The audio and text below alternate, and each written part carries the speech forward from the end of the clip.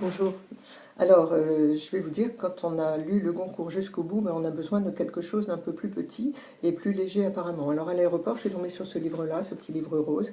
Il a été écrit par Nathalie Riquel, que vous voyez ici, et il s'appelle 4 décembre. Alors Nathalie Riquel, vous la connaissez sûrement, c'est la fille de Sonia Riquel, vous savez, cette dame rousse avec une frange qui a inventé le pull avec les coutures qui se voient. Voilà. Nathalie Riquel, elle a un rapport avec moi, en fait. La première chose qu'elle a en commun avec moi, c'est l'âge. Seulement, il y a une chose qu'elle n'a pas bien comprise. Elle a que 59 ans. Elle dit qu'elle en a 60. Ben, elle verra. Entre 59 et 60, il y a un gouffre. C'est pas du tout la même chose. Je la laisse découvrir ça.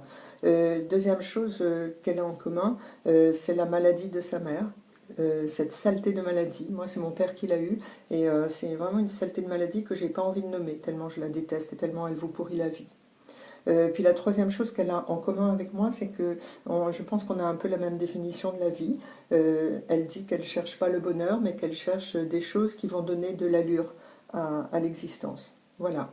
Ce livre, c'est un petit livre rose, mais je vous préviens, c'est pas rose à l'intérieur. Et c'est particulièrement touchant. Alors, c'est entre le biographique et l'autobiographique, et c'est ce qui rend l'ouvrage émouvant. Il y a une hésitation constante entre le je et le elle. C'est en fait une écriture très hésitante de soi-même. Et c'est ce qui donne de l'émotion au lecteur, avant tout. Et puis, qu'est-ce que je peux vous dire sur ce livre? Oui, c'est pas écrit dans un style fluide, pas du tout. C'est un style très heurté, un peu fatigant à lire par moments. C'est quelque chose de violent et les souvenirs du passé ne défilent pas en fait, ils s'entrechoquent. Et ça donne un aspect très très particulier à cette écriture. Et puis, il y a quelques vérités premières dans ce livre, comme quoi on peut être riche, belle, célèbre et avoir des choses intéressantes à dire, ça existe bien sûr.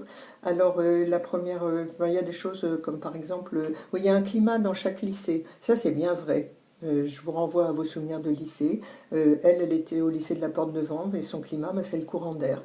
Je vous laisse retrouver le vôtre. Il y a aussi quelque chose d'intéressant, elle dit il y a un mot pour chaque événement. Et elle donne cet exemple-là, elle vient de faire un défilé, et voilà, bah, je vous lis le passage, parce que je trouve que c'est très juste. Il y a le mot de la saison, c'est juste, c'est moderne, c'est gala, c'est chic, c'est bien, c'est fou. On respire quand le mot est enfin lâché par le créateur ou par ses assistants, mais eux seulement à la forme interrogative, car le mot valide définitivement le passage, on n'y reviendra plus.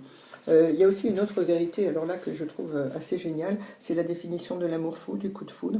C'est essaye un peu de penser à autre chose pour voir. Voilà, ben, je trouve qu'il n'y a pas une meilleure définition.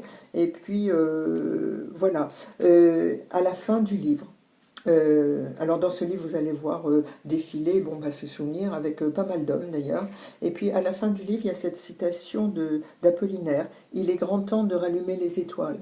Alors bah, merci Madame Riquel d'avoir rallumé une petite étoile pour moi. Et puis dites bonjour à votre mère de ma part, si elle est en état de vous écouter.